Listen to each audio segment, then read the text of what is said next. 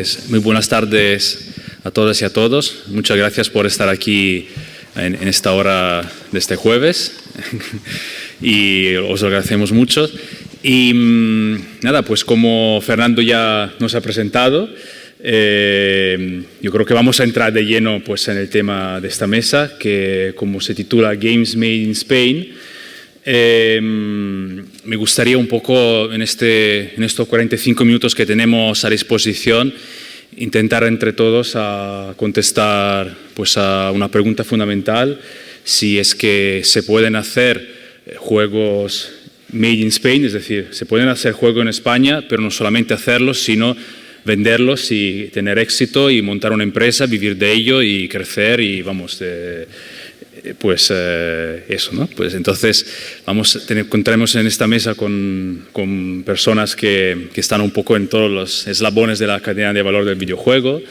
Tenemos a desarrolladores puros, tenemos a la parte de formación, tenemos a personas que se han dedicado tanto a videojuegos como a otras industrias audiovisuales para ver qué sinergias hay, y tenemos a una pieza fundamental que es la administración pública, que es un poco ese colgante que nos deja todos unidos y nos ayuda pues a seguir adelante e intenta a dibujarnos un camino, ¿no? En esta aventura que es pues, crear una empresa de videojuegos pues, y irnos a los mercados internacionales y pues, tener éxito. Yo soy Emanuele Caricio, soy secretario técnico en DEV. DEV es una asociación empresarial, se creó en 2008 agrupando a empresas que desarrollan videojuegos en España.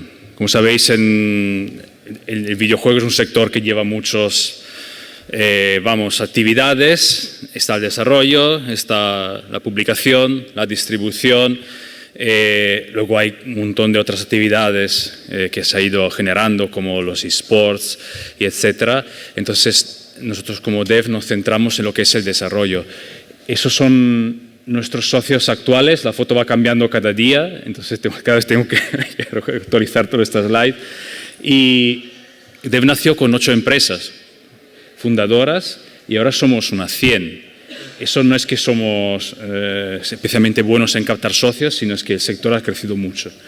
Ha crecido mucho el número de empresas. Luego vamos a ver si efectivamente ese número de empresas ha crecido también en facturación. Yo lo que voy a intentar haceros es daros unos datos para que entendáis cómo está yendo el sector en España de desarrollo de videojuegos. En España hay varias empresas de todo tipo, de todos tamaños, con distintos modelos de negocios. DEV nace para ser la voz del sector. ¿Cuál es el objetivo de DEV como asociación? Pues es ponerse al servicio del sector. Es que el sector tenga una voz única, que pueda hablar con las administraciones públicas, que pueda hablar con otros sectores, que pueda hablar con otras empresas, con otras entidades como inversores. Entonces empezamos un camino que empezó como reconocimiento del videojuego como industria cultural. Efectivamente el videojuego allá por 2008 no era considerado cultura, era algo para pasar el tiempo y completamente distinto de lo que podía ser el cine o la música, y de allí trabajamos mucho para que el gobierno español lo reconocieran. Allá desde hace 2010 empezamos nuestra colaboración con ICEX para que el videojuego tuviera aliados para poder llegar a los mercados internacionales y a los eventos más importantes.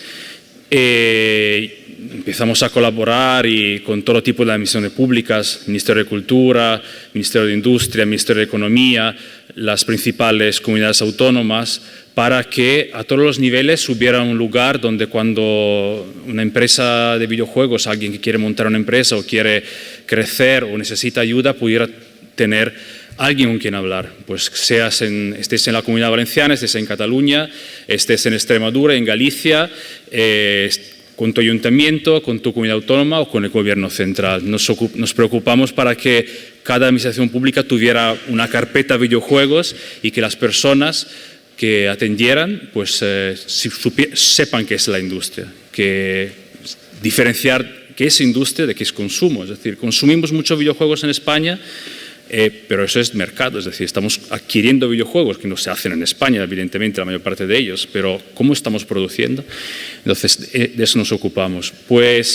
Y los últimos que nos estamos ocupando, llevamos unos 4 o 5 años con eso, es que el videojuego sea plenamente reconocido como industria audiovisual y que pueda disfrutar de unos incentivos fiscales que desde hace el 2015 el sector audiovisual tiene en España, que ha hecho que muchísimas series, efectos visuales se roden aquí en España, ha hecho que pues, Netflix tenga aquí unas oficinas y esté rodándose series aquí, que muchas películas, no solo de ficción, sino de animación, se hayan rodado totalmente o parcialmente en España, y creemos que también eso puede ayudar al videojuego a despegar, a atraer lo que es lo más importante para las empresas, la inversión. ¿Por qué sabemos todas estas cosas? Porque cada año hacemos una encuesta desde hace 9 años en el sector para producir un informe que se llama Libro Blanco de Desarrollo Español de Videojuegos. Es un informe que habla de datos económicos, de empleo, de formación, de tendencias, y hoy os voy a presentar brevemente algunos datos de la última edición. En España ahora mismo hay 435 empresas, es decir, estudios constituidos que desarrollan videojuegos. Si vamos a contar todos los que existen, llegamos casi a 600, pero si vamos a ver los que están activos, son 435, es muchísimo. Pero si vamos a ver los estudios que están haciendo juegos, grupos de personas que hacen juegos, pero que no tienen empresas constituidas, tenemos que añadir 320 más. Es decir, en total tenemos 755 entidades, tengan un NIF o no, que están haciendo juegos. Es brutal. Para un país como España es increíble.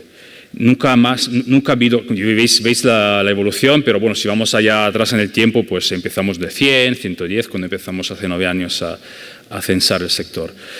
Aquí, cómo están distribuidos, vemos claramente que hay 4 polos: Cataluña, Madrid, Andalucía y la Comunidad Valenciana, principalmente. Y aquí nos encontramos en uno de ellos.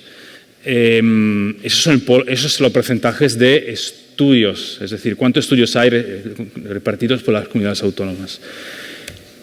Esa es la facturación del sector.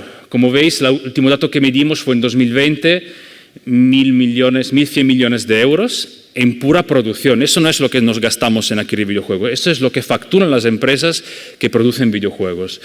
Y ha ido creciendo entre el 10 y 20% cada año. Es un crecimiento brutal. Creemos que es uno de los sectores que crece más en España, y del audiovisual, por supuesto, y por eso tenemos a las administraciones públicas que están impulsando y queremos que crezca aún más. De hecho, nuestras previsiones son superar los 2.000 millones de aquí a 2 años. Aquí es lo primero interesante que vemos. La mitad de la facturación está en Cataluña. La Comunidad Valenciana tiene un 9% de empresas y se lleva el 9% de la facturación. Cataluña es con el 25% de empresas, el 50% de la facturación. Luego veremos por qué. Aquí otros datos muy interesantes que nos hacen entender qué es el sector. El 63% de las empresas facturan menos de 200.000 euros. Sin embargo, si vamos a sumar su facturación, es menos del 2% del sector. Es decir, un 1% de empresas, que son las que facturan más de 50.000 euros, que suelen ser las que están en Barcelona, en Cataluña, sobre todo en Barcelona, se llevan el 28% de la facturación del sector. Es decir, es un sector muy polarizado, donde muy pocas empresas consiguen crecer hasta un punto de poder llegar con una facturación importante, y la mayor parte se quedan en una long tail infinita. Lo mismo pasa con el empleo. El empleo crece cada año, menos que la facturación, pero somos ya, vamos casi entre 8.000 y 9.000 profesionales en el sector, directamente empleados. No estamos mirando los freelance. Si miramos en freelance y empleos directos que estimamos, llegamos a unos 15.000. Otra vez, Cataluña se lleva la mitad del empleo. Cataluña es prácticamente ya la mitad del sector en España, y la Comunidad Valenciana otra vez representa más o menos el mismo porcentaje de empresas, empleo y facturación. Es decir, tiene espacio para crecer. Y vamos a ver otra vez la misma polarización. El 50% de los estudios tienen menos de 5 empleados. Es decir, el 5% de los estudios españoles, que son los que facturan, los que tienen más de 50 empleados, emplean la mitad del sector. Entonces hay un puñado de empresas que emplean muchísimos profesionales. Es un dato muy importante, es la evolución de la presencia de la mujer. Ha estado estancado mucho tiempo y ha tenido un salto muy importante en los últimos años. Hemos llegado al 23% y este año creemos que vamos a superar mucho más esta cifra, vamos a superar el 25, 26, vamos a ver cómo va la encuesta de este año. Es un dato importante porque históricamente el videojuego ha sido un sector masculino. Sin embargo, en el consumo, los datos nos dicen que la mitad de los consumidores son mujeres. Y en la producción todavía no.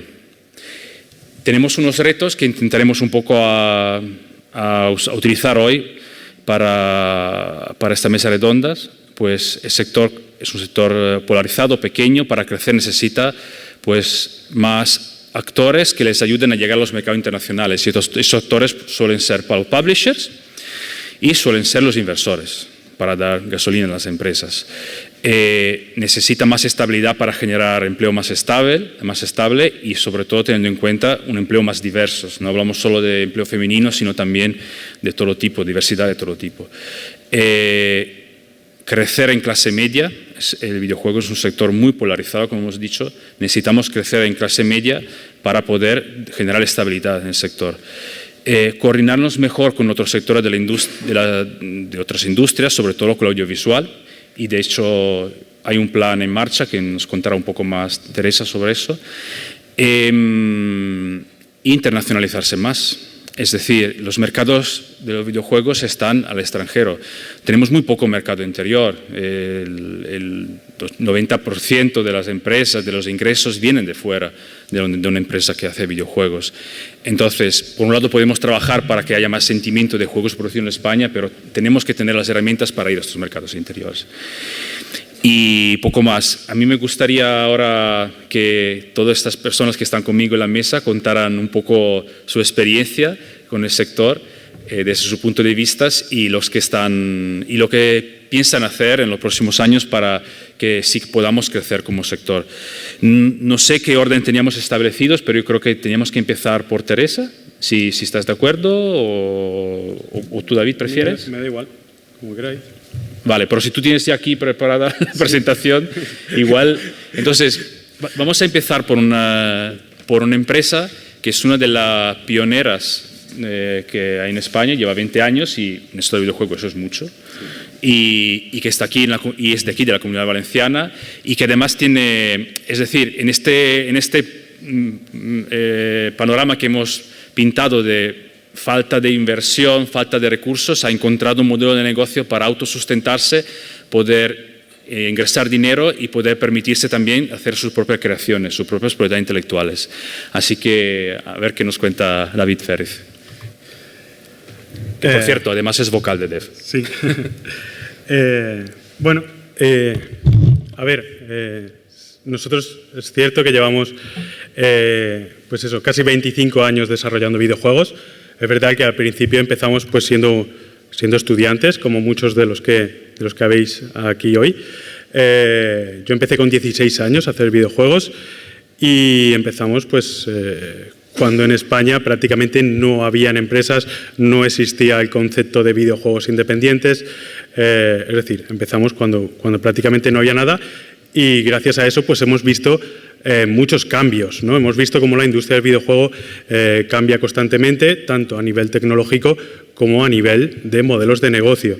A diferencia del cine, de la música, la industria del videojuego es mucho más joven y ya os digo, para mantenerse vivo en ella, pues hay que reciclarse y reinventarse constantemente. Como ejemplo, pues bueno, os diré que es agotador, ¿no? Tener que estar cambiando de modelos, cambiando de tecnologías todo el tiempo, pero os pongo algunos ejemplos de cosas que hemos hecho nosotros durante todo este tiempo, ¿no? Durante nuestra etapa profesional, que es desde 2006. Hemos hecho juegos Java, de estos que se descargaban a través de SMS que enviabas a un número que ponían en la tele.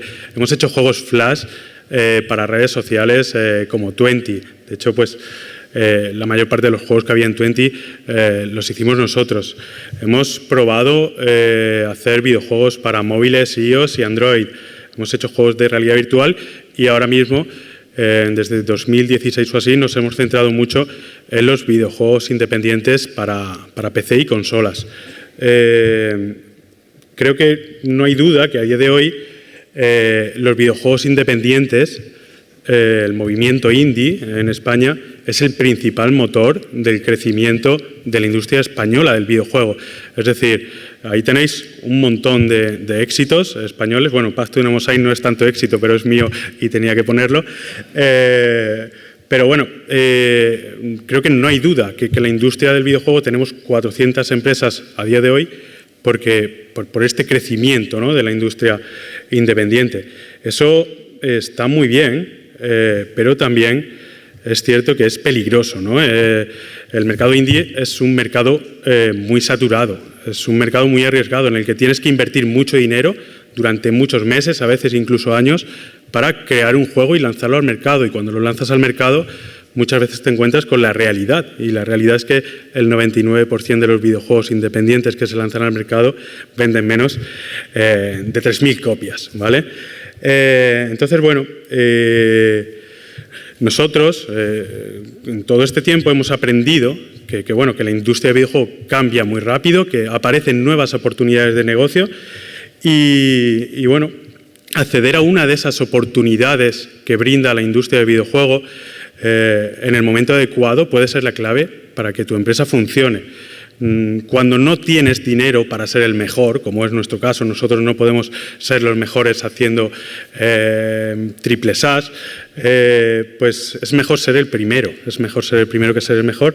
Y eso es de lo que nos dimos cuenta nosotros cuando montamos la empresa. Y es que cuando empezamos como empresa en España, no había nadie que hiciese pequeños videojuegos publicitarios o pequeños videojuegos educativos de agencias de publicidad, organismos públicos, que necesitaban ese tipo de desarrollos, porque la gamificación, los videojuegos serios, ya era algo que estaba funcionando en otros países, pero en España las empresas estaban centradas en videojuegos. Por aquella época pues teníamos Pyro Studios y poco más, ¿no?, en videojuegos AAA. Así que en nuestro caso fue muy fácil hacernos un hueco en el mercado, encontrar nuestro hueco en el mercado, ofreciendo unos servicios que no ofrecía nadie. Esa fue nuestra oportunidad del mercado que aprovechamos, y como esa surgen muchas. Cada año, cada mes, cada pocos meses aparecen nuevas cosas, la realidad virtual, los videojuegos para la salud, videojuegos para relojes, videojuegos para consolas que funcionan con manivela. Es decir, es mejor estar en una plataforma o en un modelo de negocio al principio, porque es cuando esos negocios no les interesan a las grandes empresas. Cuando ya lo hemos visto, por ejemplo, en iOS y en Android, ¿no? Al principio tú publicabas un juego para móviles y era fácil destacar porque no había competencia. Ahora el mercado de videojuegos para móviles está copado por las grandes empresas que hacen videojuegos free to play con muchos millones de presupuesto, ¿no? Entonces, bueno, nosotros lo vimos claro. El hecho de tener dos líneas de negocio nos iba a ayudar, ¿no? Entonces, lo que hicimos fue separarnos en dos marcas, pero al final somos la misma empresa. Por un lado, hacemos encargos con Spherical Pixel, que nos han permitido trabajar con grandes clientes de todo el mundo. Es decir, trabajamos para empresas de juguetes, para Famosa, hemos trabajado para la BBC, para la Liga de Fútbol. Es decir, trabajamos con muchas marcas de todo el mundo y eso supone el 70% de la facturación de nuestra empresa.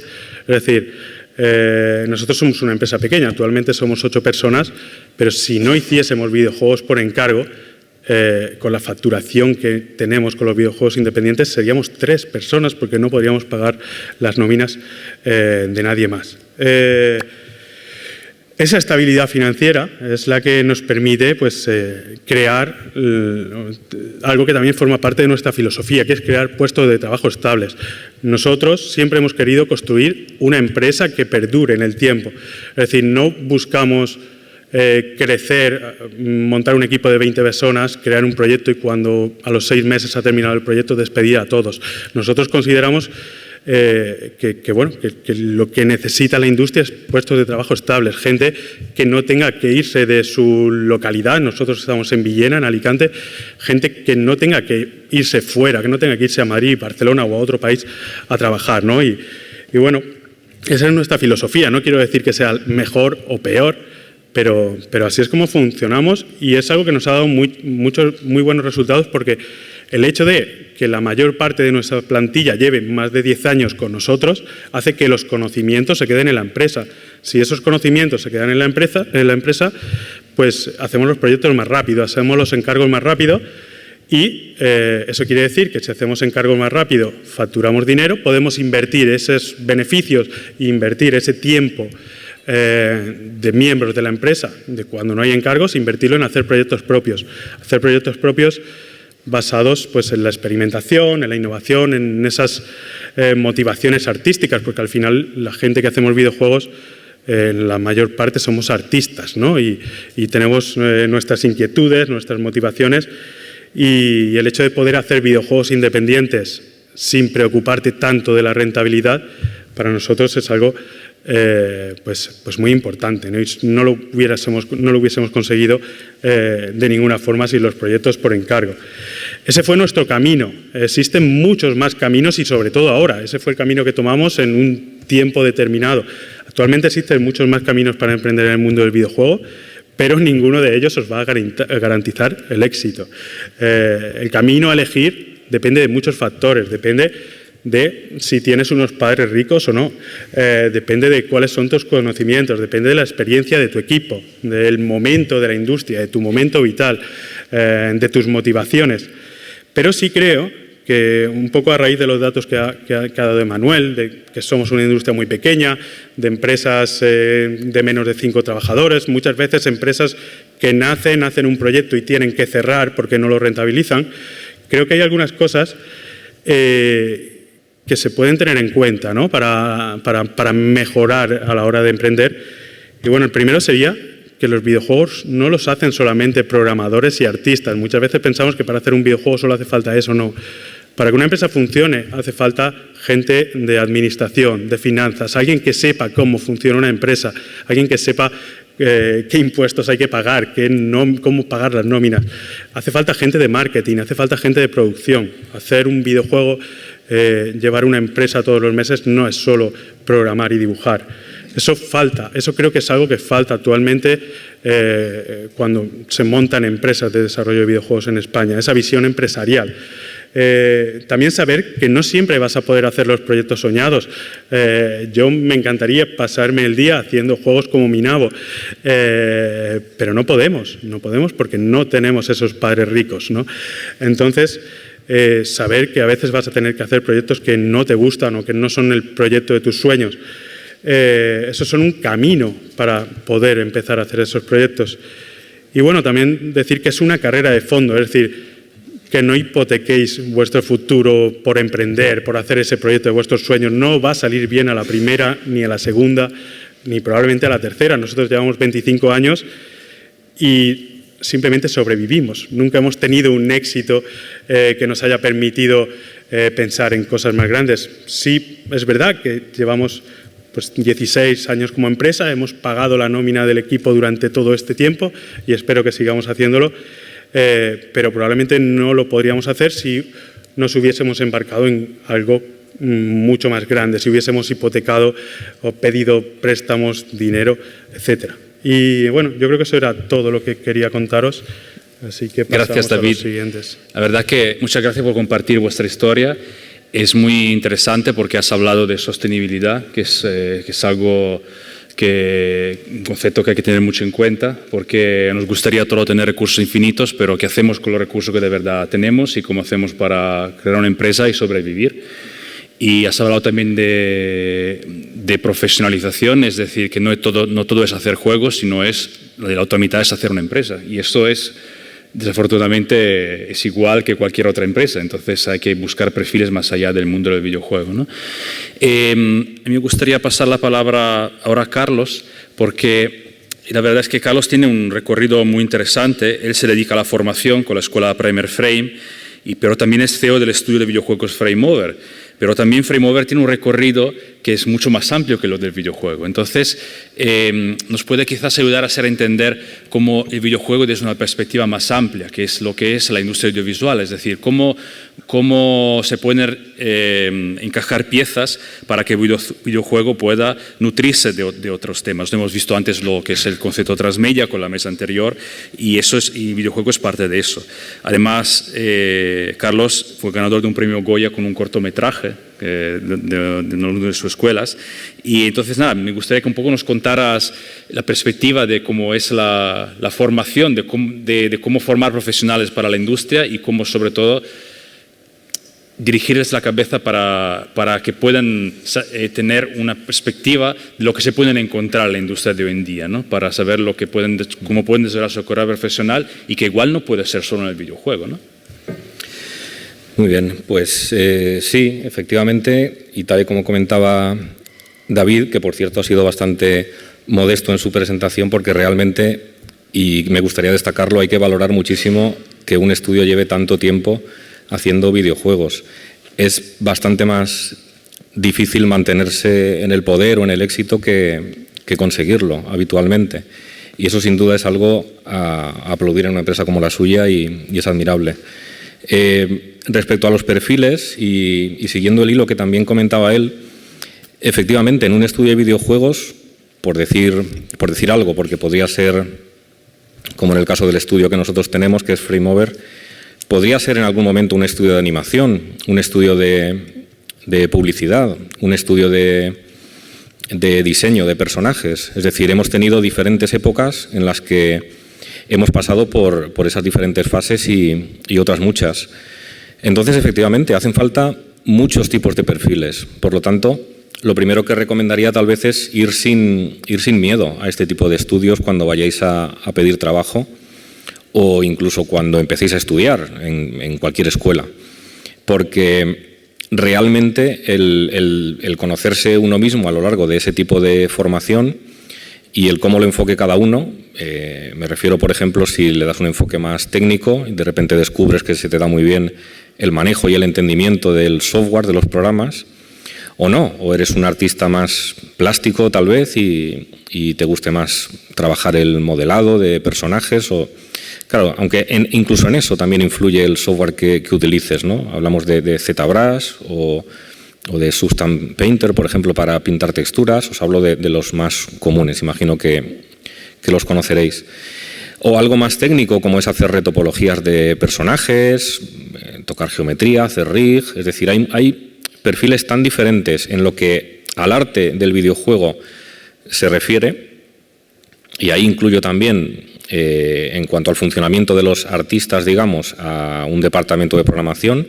Hay estudios de videojuegos que no lo tienen, otros sí.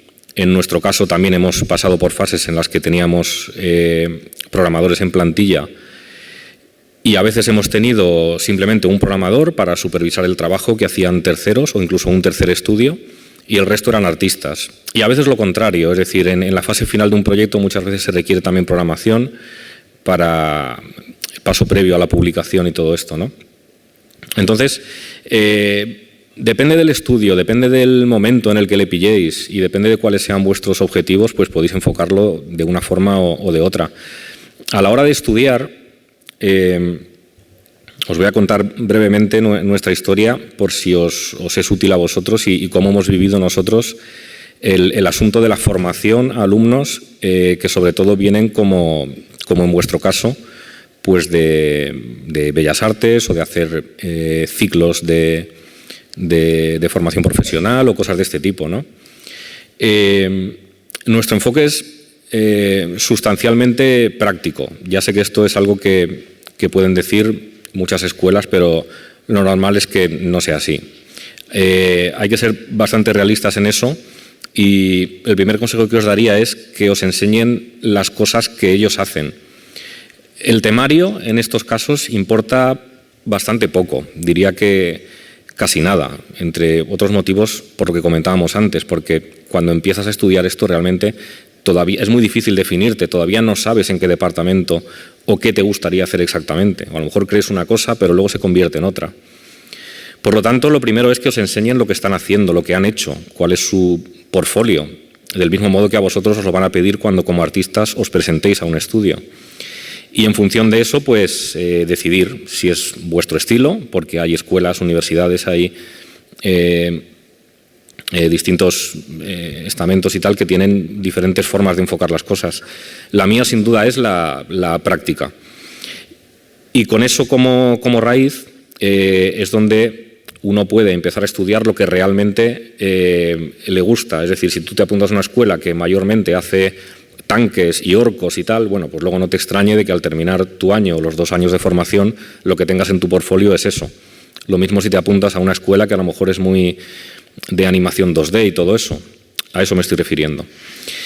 Bien, en el caso de la nuestra, de Primer Frame, bueno, lo tuvimos muy claro desde el principio y el objetivo era acumular portfolio, acumular currículum para nuestros alumnos. ¿Cómo? A través de los cortometrajes de animación. El segundo que hicimos, con mucho esfuerzo y a base de que profesores y alumnos hicieran crunch durante prácticamente un año, incluso durmiendo en la escuela, en fin, con muchísimo esfuerzo, fines de semana, etcétera. Pero el segundo cortometraje ganó un Goya. Claro, no hay otra forma de conseguirlo, no existe otra forma de hacerlo.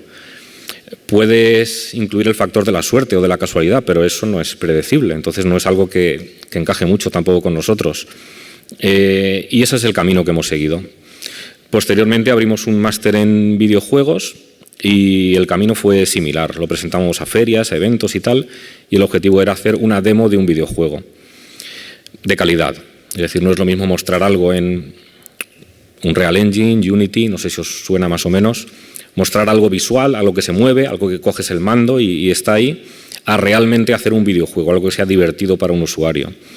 Con esa misma filosofía, pues cumplimos ahora creo que 13 años en marzo del año que viene. Y en ese periodo nació el estudio, que es Freemover. Y ahí os puedo comentar el tipo de perfil de gente que buscamos para cuando estudiéis cosas de este tipo, o incluso ya mismo, si queréis, escribirnos y postularos como candidatos, pues sepáis más o menos por dónde pueden ir los tiros. Normalmente lo que un estudio busca, como también ha dejado ver David, y es lógico, pero a veces uno no es muy consciente de ello, ¿no? Hasta que no se pone a buscar trabajo o hasta que no desde la otra parte se pone a contratar gente, ¿no? Y es que lo que se busca sobre todo es una actitud. La famosa frase, ¿no? La actitud por encima de la aptitud, pero 1.000.000 de veces, ¿no? O sea, eso está clarísimo. Puede ser que a corto plazo no sea así. Por ejemplo, si le pides a un freelance concepar de 10 personajes porque tienes que entregar en 3 días algo rápido, te lo resuelve y ya está. Pero si esa persona tiene que formar parte de un equipo de trabajo y tienes que incorporarlo en la cadena y hacer que funcione en un ecosistema que ya está creado, como es algo tan familiar y tan cercano como es un estudio de animación o de videojuegos, ahí el factor de la actitud es verdaderamente lo importante. Y básicamente os daría solo ese consejo. O sea, realmente no os diría mucho más si tuviese que aconsejar a alguien respecto a cómo conseguir un trabajo en esta industria. En muchos casos, en muchas ocasiones, le merece la pena al CEO de la empresa, a los supervisores, a quien sea, ¿no? Un directivo de la empresa, enseñar a esa persona. Es decir, te sale rentable que si es una buena persona, si sabes que va a aportar buen rollo al estudio, si sabes que se va a comportar bien, aunque suele mal decirlo, pero hay de todo. Merece mucho la pena incluso formarle internamente en el estudio. Tener en cuenta eso cuando vayáis a buscar trabajo, porque estudios como el mío, y ahora hablo solo en mi nombre, no se fija demasiado en la técnica, en tener una rama de habilidades enorme o en el dominio de un programa concreto. No, es que no se trata de eso, no va de eso. Va de incorporarle a un ecosistema, como digo, que ya está en marcha, que ya funciona y normalmente el empresario quiere pocos riesgos en eso. Así que tener eso en cuenta y poco más. Esa ha sido un poco nuestra historia y el consejo que os puedo dar para que busquéis una formación en el lugar en el que más vaya con vosotros, y luego que a la hora de buscar trabajo apostéis sobre todo por transmitir lo que sois, ¿no? Buena gente. Gracias, Carlos. Pues muchas gracias por contar vuestra historia y vuestra perspectiva. Luego sí que pondré sobre la mesa una pregunta más detalles sobre eso. A mí me gustaría que Teresa, en representación aquí de ICEX, que ha sido uno de los compañeros de viajes de la industria desde hace prácticamente más de 10 años, nos contara un poco cómo es el trabajo de la administración pública cuando se acerca a un sector como el videojuego. Es decir, ¿cómo detectáis estas necesidades y cómo intentáis ofrecer instrumentos que puedan ayudar a estas empresas, a estos grupos, pues, a crecer y a internacionalizarse? Y un poco tu opinión o tus consejos basados sobre la experiencia. Sé que hacéis mucho programa, estáis en contacto con el sector, un poco vuestro punto de vista sobre esto. Claro, lo primero, me resulta curioso que tú precisamente, Manuel, que sabes que toda nuestra estrategia ha ido siempre de la mano de DEF. O sea, desde que vosotros os generasteis o constituisteis como asociación, automáticamente de vuestra mano empezamos a internacionalizar el videojuego. También me resulta curioso que hayas puesto internacionalización en el último punto de los retos del sector. Digo, no puede ser. Entonces, bueno, efectivamente, nosotros a la hora de abordar la internacionalización del sector de videojuegos, dado su especificidad, es decir, lo que ha comentado antes, se compone de una miríada de empresas muy pequeñas con poca capacidad económica y unas grandes empresas que realmente no nos necesitan, porque en sí mismo, a diferencia de otros sectores, el videojuego nace internacional. Lo decías antes, el 75% de la facturación es directamente internacional. Entonces, bueno, ¿qué hacemos? Escuchar mucho. Escuchar tanto a DEF como a todas las empresas. Los retos que nos planteabais en 2021, en la presentación del Libro Blanco, iban por un lado enfocados a financiación, uno de los grandes temas. Entonces, a partir de hace un año y medio que tenemos parte de los fondos del Plan de Impulso del Sector del Audiovisual para la internacionalización de todos los sectores, videojuegos, animación, cine y televisión. Uno de los focos ha sido inversor. Entonces, esta financiación la estamos atacando, por un lado, por la parte de Invest in Spain, que es nuestra otra cara de la moneda, la atracción de inversiones. Y con ellos están haciendo una serie de scouting con, por ejemplo, Play Ventures, con Lilith Games, un fondo chino, un fondo de Singapur. Y les vamos presentando empresas. En paralelo a estos scouting, nosotros planteamos unos programas de mentorización. Creemos que la mentorización con inversores es la mejor manera de presentar un proyecto para conseguir financiación, porque son ellos los que a la hora de la verdad van a evaluar tu proyecto y ver si invierten o no. Nuestra experiencia, te lo contaba antes con Bitcraft, o con Adrián Galea más bien, de Bitcraft, ha sido excelente. Las empresas que han participado han salido todas muy, muy contentas, no solo las que han participado en esos 3 meses de mentorización, sino también las que han participado en el proceso de selección, porque han recibido un feedback que les ha permitido reenfocar su proyecto. En la línea de este trabajo con inversores tenemos una serie de actividades enfocadas a la capacitación, la sostenibilidad que hablabas antes, el hacer que una empresa no sea una empresa de un único proyecto, sino una empresa que quiera ser empresa y mantenerse en el tiempo. Queremos, con estas capacitaciones que iniciamos ahora en noviembre, os voy a hacer una mini autopromoción, que sepáis que tenemos una serie de masterclass con Jesús Bosch de Product Madness, el 8 de noviembre y con Marcela Torres de Joystick, un fondo de México con mucho interés en inversión en Europa, el día 16, que os recomiendo que no os perdáis. Porque una de ellas va a estar enfocada precisamente a cómo enfocar un proyecto y la otra va a estar enfocada a otro de los grandes temas, que es visibilidad y marketing. Entonces, del lado de la visibilidad, hacemos lo que tradicionalmente ha hecho ICEX, que es organizar las participaciones en los grandes eventos internacionales. Los grandes eventos internacionales son verdaderamente espacios en los que todo el sector participa. Nosotros nos enfocamos en Estados Unidos, en Norteamérica, en Asia y Europa, por ser los espacios en los que el sector es donde está vendiendo. En Europa, en concreto, Gamescom. Este año Gamescom fue un éxito, no solo la parte industria, sino también la parte consumidor, que tenemos también ahí una pequeña participación. El año que viene os recomiendo que lo miréis, porque si queremos ampliar no solo en esa parte de industria, sino también llevar ponencias y demostrar toda la potencialidad que hay en el sector, porque tenemos empresas que cubren una gran cantidad de espectro y vamos a estar potenciándolo. Otro de los temas que haremos en Gamescom será hacer una serie de sesiones de pitch. De ahí vamos de la mano con Me Too Much. No sé si me estoy enrollando, porque no tengo reloj. Y esas sesiones de pitch es otro momento fantástico para poder presentar un proyecto y conseguir financiación, como probablemente todos sepáis ya. En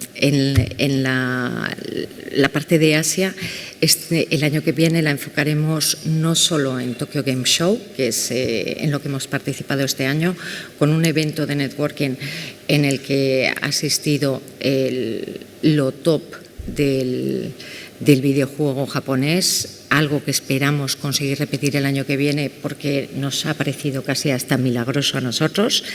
Y si queremos mantener ese primer día de Tokyo Game Show como el evento español, aquí lo mismo, volveremos con las sesiones de pitch como se hizo en este evento, porque sí han funcionado. El feedback que nos dieron por parte de la parte japonesa fue muy interesante, tanto en lo negativo como en lo positivo.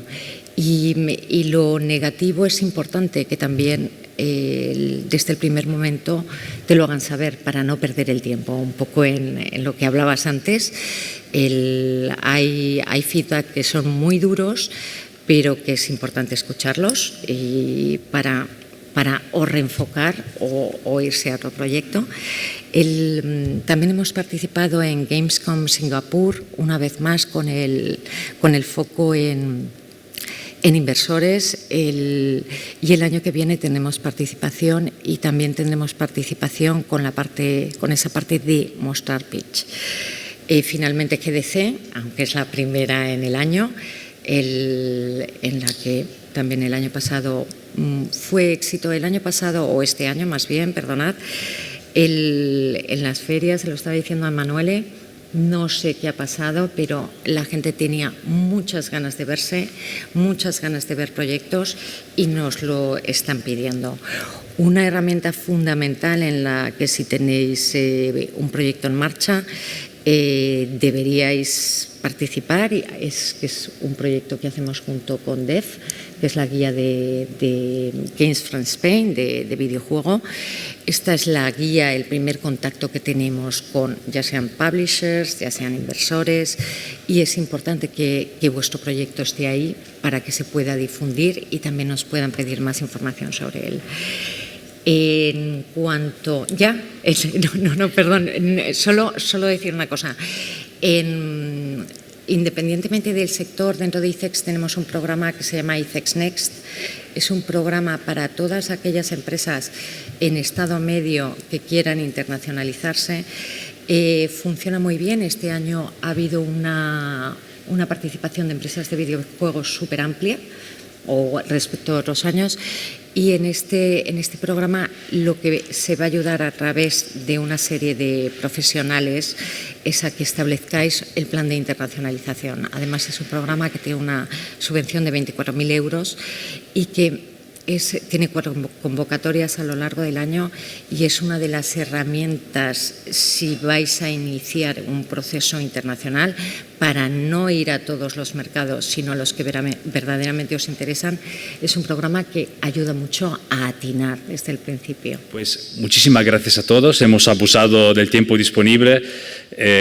Gracias a Digital Jove para invitarnos y a vosotros para estar aquí y al público para escucharnos. Estamos a vuestra disposición por si luego queréis preguntarnos más cosas fuera de la mesa. Gracias. Gracias.